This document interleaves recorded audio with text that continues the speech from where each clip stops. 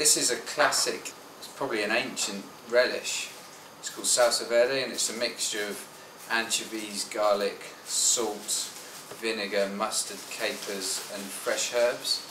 And it's an excellent accompaniment to any type of fish or meat dish. Loaded with antioxidants and really, really tasty. I'm just going to throw all the ingredients in basically.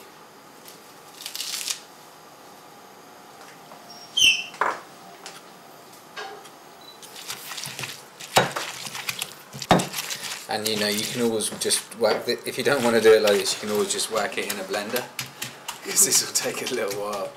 But some people believe that if you use this pestle and mortar, it brings out better flavours.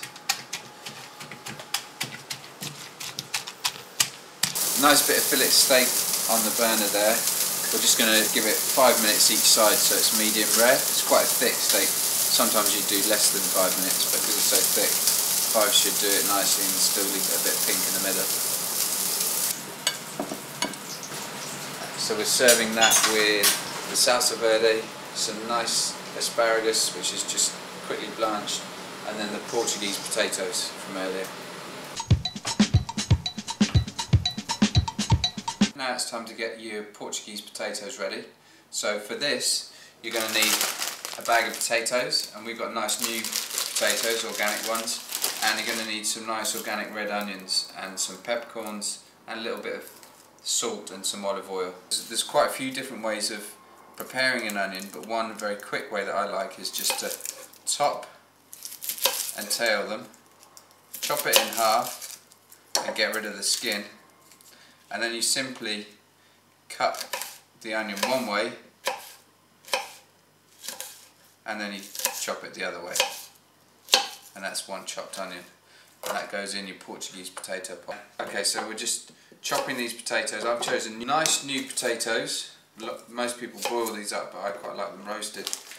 Now, potato is a very starchy carbohydrate, but remember that today's a recovery day, so loading up on plenty of starchy carbohydrates is going to help you refuel, replenish your energy stores and get ready for the week ahead. We're going to put a generous amount of proper sea salt into the Portuguese potatoes. Okay, you can see from that it's a kind of a dirty, big granule salt. It's still slightly wet from the sea. That's real salt. It's high in minerals. It's not refined sodium chloride, which causes lots of health problems. It's very useful to replace lost minerals through sweat. Obviously athletes have a higher requirement for salt because they lose many minerals through their sweat. And then finally we're going to put some olive oil on it. Now normally we wouldn't heat oil in an oven for this sort of time, but as it's a Sunday we're allowing slight treats and bending the rules slightly. So we're going to coat these potatoes in a generous amount of olive oil straight in the oven and get them roasting up nicely.